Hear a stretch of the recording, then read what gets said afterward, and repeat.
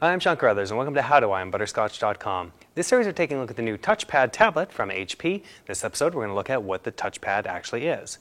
Well, if you're familiar with Palm at all, it's an old company that used to have something called the Palm Pilot, and then they had a bunch of smartphones under the Treo brand name, and then a few years ago they came out with something called the Pre, which is their new generation smartphone. Since the launch of the Pre, HP has actually bought Palm and then started to launch Palm-based products under the HP brand name instead of Palm. Now, the TouchPad is the first tablet-based product with Palm as the operating system. Now, the operating system from the old Pre's and now on the TouchPad is called WebOS. As you can see, the TouchPad is very similar to the iPad in a lot of ways, including the design of it. We'll take a look at a few of those similarities right now. First up, there's the general dimensions of the TouchPad. The TouchPad has a screen of 9.7 inches across diagonally, which is very similar to what the iPad has. The front bezel of the TouchPad is very similar. It's got a camera up top for use in video conferencing, and it's got a home button at the bottom of the screen. On the top of the device, we have a power button and a headphone jack. Along the left-hand side, we have a pair of high-quality speakers. On the iPad, we don't actually have anything running down that side at all. The speakers, in fact, on that are down along the bottom.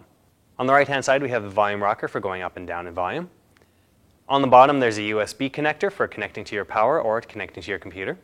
And on the back of the TouchPad, we have the HP logo, a little bit of information, and overall a glossy piano black finish, which doesn't really have a whole lot else on it, apart from a whole pile of your fingerprints likely, because it does tend to gather those.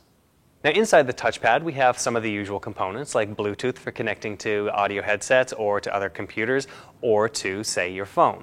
We'll talk about that in an upcoming episode. It also has Wi-Fi for connecting to local networks. It doesn't have cellular built in. That may be coming in a future model, but at this point we don't have cellular. Has 16 or 32 gigabytes of memory on board. And it also has a dual-core Snapdragon processor inside. Now, with a dual-core processor, it actually is a little bit snappy, and it does have a discrete graphics component in here, which actually allows it to play high-definition 3D games.